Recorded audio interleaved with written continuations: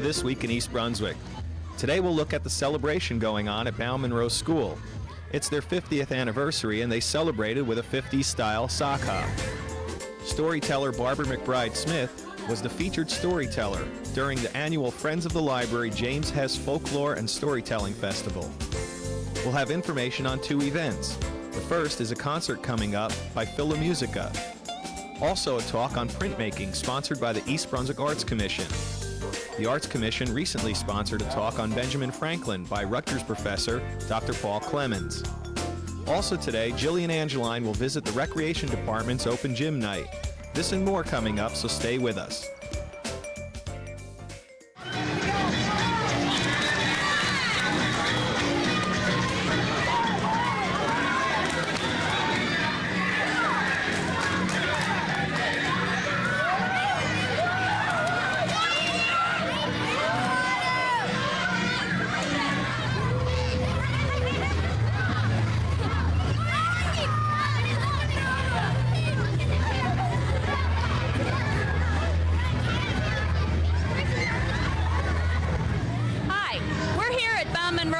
Today where something really big is going on.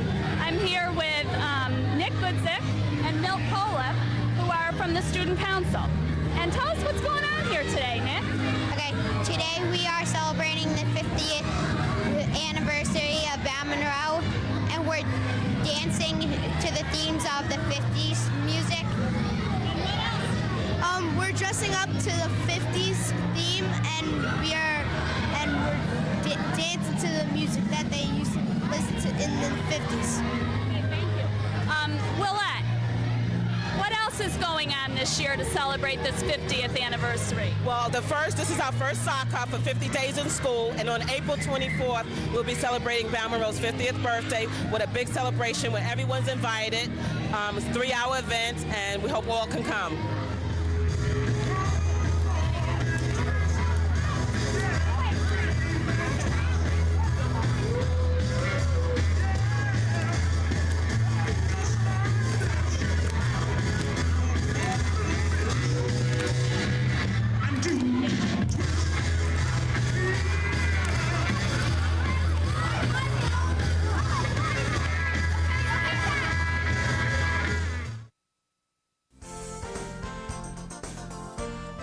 Holiday time is shopping time. When you think shopping, think East Brunswick. East Brunswick means bargains, wheels, and sweet deals. The latest fashions for your family and for you. And your best friend too. Keep your best foot forward on land or on snow. With convenient spots to gas up and go. And great places to have fun. All at prices that won't curl your hair. Whether it's an elegant holiday feast, a quick bite, or an exotic delight, East Brunswick's got it. For gifts that sparkle, or put a sparkle in a child's eye. To ring out the old, and to ring in the new. For hoop dreams and sweet dreams. The books we want to read, computers that are up to speed. And don't forget the disc. When you compute all the facts, the answer is clear. East Brunswick means you'll find it right here. You'll find literally thousands of values right here in East Brunswick. From Riders Lane to Route 18, the items and services you need, all within convenient reach. This year, save time and money and shop in your own backyard. Remember, when you support local businesses, you help keep taxes down too. When you think shopping, think East Brunswick. I'm Mayor Bill Neary. Happy and healthy holidays to all. Hi, I'm Serena Feldman. I'm with the Arts Commission in East Brunswick, New Jersey. And we are busy planning a lot of different programs and all related with different aspects of the arts. Our next event is going to be about fine arts printmaking, which is going to take place at the East Brunswick Library on December 7th at 7 p.m. We're happy to have with us Susan Altman, and she's going to tell us a little bit about what she's going to be doing. Susan? Thank you, Serena. Some of the things that I'm going to talk about on December 7th during my talk is really what are prints? What's printmaking? In front of me are 3 different matrices, and what a matrix is for printmaking is the actual item that is used to create the work on paper. Here is a wood block, and actually we're lucky enough to have the wood block for this print here. On a wood block, using wood carving tools, the artist carves away the block, but not the positive, the negative. So what's carved away, the white, is carved away from the block, and then what's left is printed. Here, we have a lithostone. You might wonder about the image on it. It's actually a turn of the century, and we know it's turn of the century. It's actually, we can see electrical supply here upside down, so we know it's the 20th century. Originally, lithography was used for advertising, for books, for artists to create illustrations for magazines and newspapers. There weren't magazines in the 19th century, but certainly for newspapers and journals and books, because there weren't the reproductive methods that we have today. There wasn't offset lithography. Yet, artists always took these commercial processes and made them into art. Prints are works on paper. They're created from a matrix such as these. They're printed in addition. They're multiples, which is one of the reasons people don't think they're original works of art, because they feel that, wait, there's more than one. There's only one Mona Lisa. But those are some of the questions that we're going to answer on December 7th. What are prints? How are they created? What is interesting about them? What is unique about them? We're going to look at images, both historical and by 20th century artists, and certainly by 21st century artists. Because 21st century artists are now using technologies that were not available before. Digital prints, glissé prints, other prints that did not exist before. So we hope you'll join us on December 7th and learn everything there is to know about prints and more. So next time that you go to a museum or a gallery, you understand what you're looking at, and you'll really see that there's a wonderful world of prints out there that can rival what's going on in painting and sculpture. Paul Clemens, professor of history at Rutgers University, gave a lecture on Benjamin Franklin's life and times in a talk at the Municipal Building on November 20th. His presentation was sponsored by the East Brunswick Arts Commission, the East Brunswick Historical Society, and the Township's Division of Recreation. Dr. Clemens spoke about Franklin's upbringing, personality, and political inclinations, and how those factors contributed to the part he played in the American Revolution. Franklin was the eldest of the revolutionary leaders. Old enough, we have to keep in mind, to have been Thomas Jefferson's father. He was also, at least to my way of thinking, the most radical. With the possible exception of Hamilton, he was the most devious. He was the most complicated, the most sophisticated in the ways of the world. He was a materialist, probably not in the sense that D.H. Lawrence and other critics of the early 20th century talked about him. Lawrence said that the immortal part of Franklin's soul was a cheap insurance policy. And I think that was a bit unfair, and also a lack of understanding what Franklin was all about. But he was one who spent a lifetime devising ways to channel wealth into benevolent, humanitarian, charitable concerns, even as he thought about ways of making wealth. And if he made a small fortune as actually a methodical shopkeeper might, with a knack for advertising, he also had that, and Morgan makes this point quite well, that boundless curiosity, that incredible imagination that kept him experimenting, asking important questions, and doing the things that we remember him for today. You've got to remember that he was a Whig. That's a very particular political persuasion in the 18th century, who had an extraordinary ego. And that both of those are going to combine to turn him fundamentally into somebody who has to rebel against the British Empire. But I think it's crucial to understanding how he became a revolutionary. Franklin found his answer in the British Empire. He loved the British Empire. For him, the British Empire was the security and the prosperity of America in the future. Our inclusion in that empire was the greatest triumph in American life. It was a place of enormous mutual benefits for English people on both sides of the Atlantic. And the glory that he has for the English Empire, seeing an expansive America not as a threat to that empire, but as a part of that empire's future greatness. The East Brunswick-based Philomusica Concert Choir will be presenting an all-Bach Christmas concert in the near future. Here's Philomusica's conductor and music director, Dennis Boyle. Philomusica is a choir that's been in existence for more than 30 years.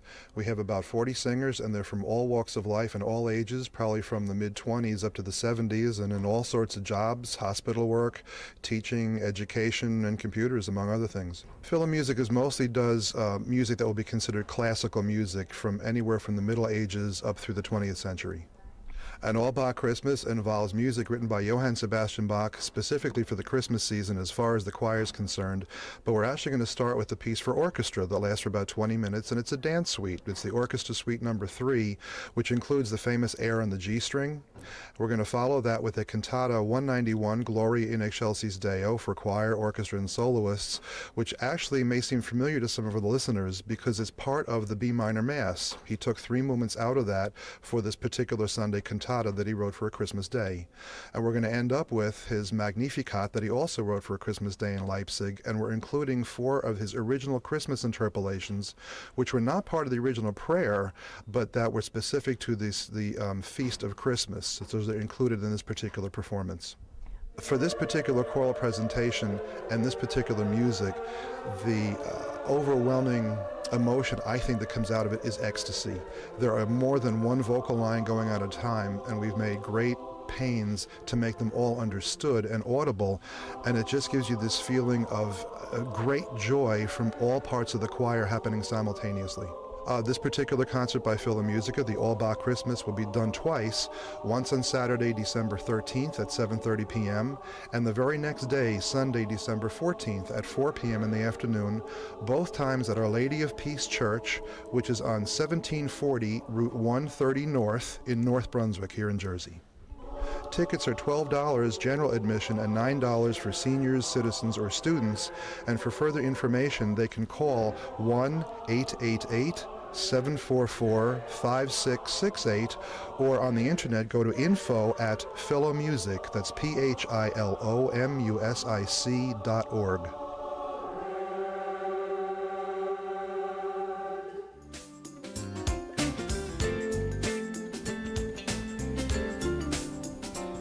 An organization that provides social services in Middlesex and Mercer counties now has an office right here in East Brunswick. Hi, I'm Diane De Oliveira, and with me today from the Family and Children's Services of Central Jersey are Grace Afori. She is the director of the East Brunswick office, as well as Bruce Ream, and he is the associate executive director. Thank you so much for being with me today. Glad to be here. Now, Family and Children's Services of Central Jersey has been around for a century now? Yes, it's been almost 125 years. It'll be very soon in Highland Park, and we moved to East Brunswick recently, and it has offices as well in Princeton and Hightstown, also for over 100 years. So tell me a little bit about the organization for people who might not be familiar with it, even though you've been around for 125 years. It's been a changing organization over that time, and currently we provide social services as well as counseling to children, adults, and seniors. Now, when did you move to East Brunswick? It was just recently. We moved to East Brunswick on June 13th, 2003, and it was for the purpose of serving the wider community of Middlesex County.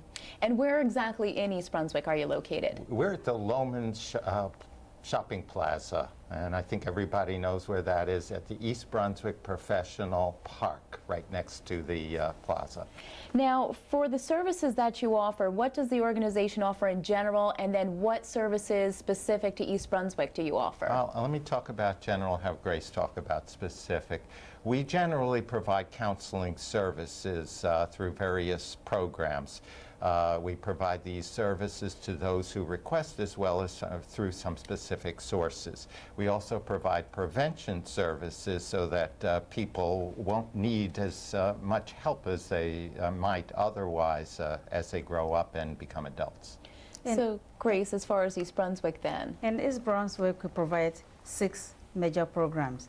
The first one is the Child Abuse and Neglect Prevention Counseling Program. And what that does, the goal is to prevent out-of-home placement of children outside of their family. that is one of our first programs. And especially now, with you've been hearing so much about child abuse cases in the news. It's such a hot topic in New Jersey right now with DYFS under scrutiny. So that must be a very important service. There must be a demand for that. Yes, it is. And we are ahead of everyone before this time. We didn't know this is what it's going to be, but we thought that it's really ideal for our children to be protected and prevent child abuse and neglect, and also out-of-home placement, because children benefit greatly if they are with their families and they can have those connections to their community. And we want Middlesex County to be part of their community. Okay, and in addition to the child placement program, we also have a second program, which is we call AIM program. AIM program is an acronym for Adolescents in Motion, and the goal is to prevent adolescents from self-destructive behavior and criminal behaviors. And we do, it's a short-term program, 6 months, and we serve about 35 youths in a year in that program. 35 youths. We also have a third program, which is called the HOME program. It's also an acronym for Home Management for Effective Services. And what HOME does is to prevent children from being incarcerated. That is, when we talk about children, we look at children from age 8 to 17 years old. We prevent them from being incarcerated through counseling for both the youth and their families. Then we have a third program. Apart from that third program, we have 3 other programs, which I think I would prefer that Bruce describe those programs. We have behavioral health care. That's for anybody in the community who needs any help with depression, family, couple work. We have employee assistance programs for people having problems at work, and their employers help them with some way to get started in mental health and substance abuse counseling. And we have care management for seniors, particularly low-income seniors, who need some help in managing and bringing in the care that they need to stay in their homes and live independently. Now, Bruce, you just said the programs are for anyone in the community. Are there certain requirements that you have to meet to be eligible? Yeah, in the child abuse and neglect program, our clientele are those that are referred by the Division of Youth and Family Services. And for the AIM program, the clientele come from the Crisis Intervention Unit of the court. And the HOME program, the youth that are referred by the multidisciplinary team, which is the court, the Director of Children's Services, or combined, actually refers the clients that we serve. Now, do you also take insurance? Yes, we do. That's in our behavioral health care, and anybody is eligible for that. Whether you have insurance or not, we have a sliding scale fee available so that we can have people access mental health and substance abuse counseling services. And real quickly, is there a waiting list for any of your services, and how long? In East Brunswick, currently, we only have about a week's waiting list. So a week's waiting list? Yes. Okay, well, that's good. Obviously, your services, people are in need of these services. And just for anyone who wants more information about the East Brunswick office or your program in general, do you have a phone number and website that you can give? Yes, the phone number is at 732-418-7077, and look at our website, www.facscnj@aol.com. Bruce and Grace, thank you very much. For Making a Difference, I'm Diane de Oliveira. Do you want a place and time to go shoot hoops and play pickup games with your friends? Hi, I'm Jillian Angeline, and thanks to Open Gym at Churchill, this is possible. I'm going to speak with Brenda Hagan about Open Gym and the registration, along with the fun stuff, games. Then I'll speak with some of the players about their interest in basketball and the Open Gym experience. First of all, how long has Open Gym been up and running, and who began it? Open Gym began about 20 years ago. I am assuming that Karen Burke, who was the manager for the recreation department, started it that long ago, and it was held at Hammersholt, Churchill, and at the high school for several years. When the high school added another sport to their program, we weren't able to have gym time, so the high school program kind of phased out, and we just have a 6th, 7th, 8th, and 9th grade open gym. And why was Open Gym created? was created to give the children of East Brunswick, the youth of East Brunswick, a place to go that didn't cost them anything, where they could get exercise and show good sportsmanship and just have fun. That's wonderful. Where and how can the players register? The players can register either through the mail. There's a form on the back of the Recreation Department book, the booklet that comes out twice a year. And they could go over to the Recreation Office at 350 Dunham's Corner Road anytime between the hours of 8 and 5. Okay. How old do the gamers have to be? There's 6th grade program at Hammersholt from 6 to 7:30 on Wednesday evenings. 7:30 to 9 is for 7th graders at Hammersholt. The 8th graders are here at Churchill from 6 to 7:30, and then the 9th graders are here from 7:30 to 9. During the year, when is Open Gym? Open Gym is on Wednesday evening. It's running from September, well, no, I think we started in October. It's going to December 17th this year. Then it'll start again on January 21st, and it'll go to April 17th the following year. We have 2 different sessions. It's $15 for the 10 weeks that the children are able to come and attend. Limited participation is $45.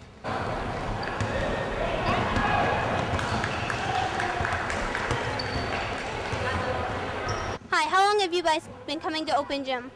Coming for 2 years. What's your favorite part about Open Gym? Playing in the games. It's really fun. Cool. What's your favorite position to play? I like to play shooting guard. I like to play center. Okay, have fun. So if you've got game, come on over to Churchill Hammersholt and play basketball until you drop. Check the recreation book for the times and grades of Open Gym. This is Jillian Angeline saying, see ya on the court. November 22nd and 23rd marked the 11th annual James Hess Folklore and Storytelling Festival. Held at the library, the festival featured storyteller Barbara McBride Smith, who brought a Texas twist to some well-known stories. Sunday's program was for children ages 7 and up and was entitled Good Guys, Bad Guys, and Us Guys. Here's McBride Smith's version of Cinderella. Now the stepdaddy and Dwayne and Milton, they did not do a lick of work around that ranch. Instead, they made Bubba do all the work. In fact, they ordered him around. They'd just sit around on their horses and tell Bubba what to do. Hey, Bubba, you get them doggies along now. Yeah, Bubba. And don't be stepping in any cow patties out there in the pasture. Yeah, that's right, Bubba. Don't be tracking that stuff in the hand. I just hate you when you make a mess of this place. Me, I don't have nothing decent to wear.